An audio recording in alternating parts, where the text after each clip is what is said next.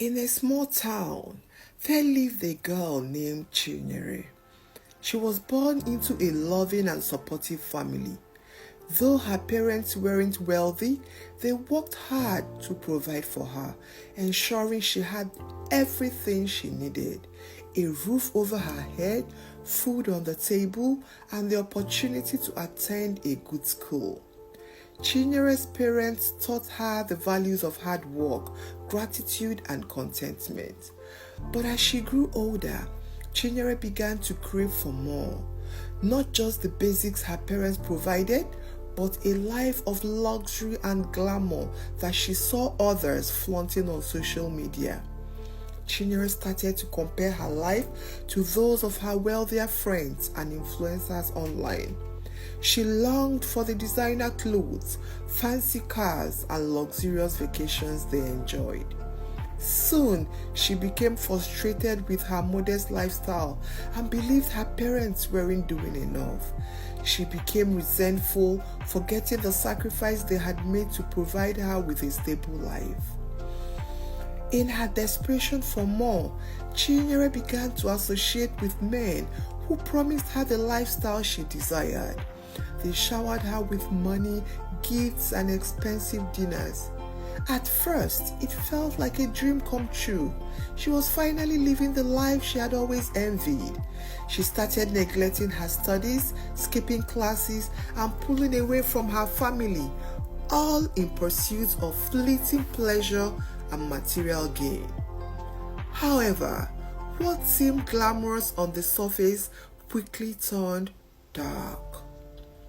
The men who once treated her like a queen began to show their true colors. They manipulated her, demanding more from her in return for the lavish gifts. Chinyere found herself trapped in toxic relationships, feeling used and exploited. The more she chased after wealth through these men, the more empty and disrespected she felt. As Chinyere's life spiraled deeper into the pursuit of fast money and wealth, her once strong relationships with her family and genuine friends began to crumble. She no longer spent time with her parents, who had always been her anchor. Family dinners became rare, and her parents could sense the growing distance between them. The girl who once shared her dreams and daily experiences with them was now slipping away, enveloped by a lifestyle they could neither understand nor support. Her friends, those who had stood by her through thick and thin, tried to reach out, noticing the drastic changes in her behavior. She started ignoring their calls and avoiding their company, ashamed that they might judge her for the choices she was making. Soon, they stopped calling altogether. Chinyere was left with only the fleeting company of the men who showered her with temporary pleasures, but never really cared or supported her. Meanwhile, her academic life was in ruins. She missed classes regularly and failed her exams. Where she once stood as one of the top students, she now found herself barely scraping by. Professors took notice of her sudden decline, but no one could reach her as she spiraled further away from the disciplined and hopeful girl she used to be. Despite everything falling apart, Chinyere couldn't shake the need for more money, more parties, more luxury. One fateful night, she decided to attend a high-end club that caters to the city's elite. It was a place of extravagance and allure, frequented by the rich and famous. There, she met a man named Don, whose presence exuded wealth and power. He drove an expensive car, wore designer clothes, and had an entourage of bodyguards. He noticed Chinyere immediately and and within moments, he had drawn her into his web of charm and deceit. Don promised her the world, money beyond her wildest dreams, vacations to exotic destinations, and an escape from her declining situation. Blinded by the promise of wealth, Chinyere agreed to go home with him, believing that this was her ticket out of the chaos she had created for herself. But what awaited her was far from what she had imagined. Don drove her to a secluded mansion on the outskirts of the city. The grandeur of the house did nothing to settle the feeling that crept into Chinyere's heart as they pulled into the dark driveway. The moment they entered the compound, the air around her seemed to shift. Something was off. She noticed the strange glances exchanged between Don's men, and her instinct screamed for her to leave. But it was too late. Dawn's friendly demeanor turned cold, and before she could react, she was forcefully grabbed by the guards and dragged into a dimly lit room. Panic gripped Chinyere as she was tied to a chair, her screams echoing through the empty mansion. She could hear Dawn speaking in hushed tones with an unknown figure, and it quickly became clear that she had been lured into a ritualistic plot. They had no intention of keeping her alive. She was nothing more than a sacrifice for wealth and power. Every luxury she had been chasing was now staring at her in the face, demanding the ultimate prize: her life. Hours passed, and the terror in Chinyere's heart only grew. Her wrists bled from the ropes that bound her, and her breath came in shallow gasps. Just as she felt all hope was lost, she heard footsteps approaching. A ritual was about to begin. With her heart pounding, Chinyere knew this was her only chance. She mustered every ounce of strength she had and managed to loosen the ropes around her wrists.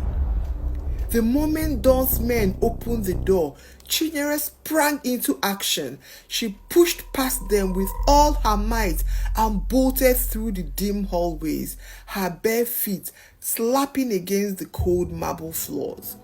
But as she ran, they ran after her. Her legs trembled as she stumbled through the mansion.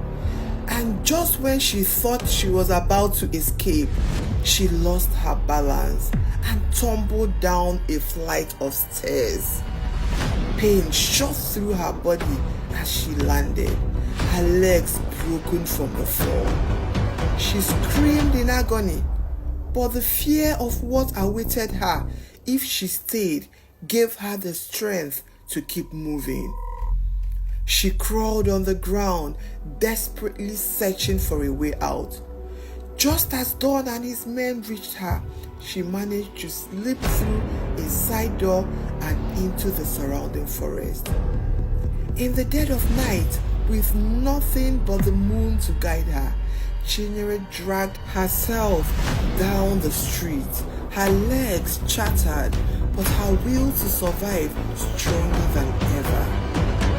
After what felt like hours, she finally made it to a nearby road where a passing driver saw her and immediately stopped to help.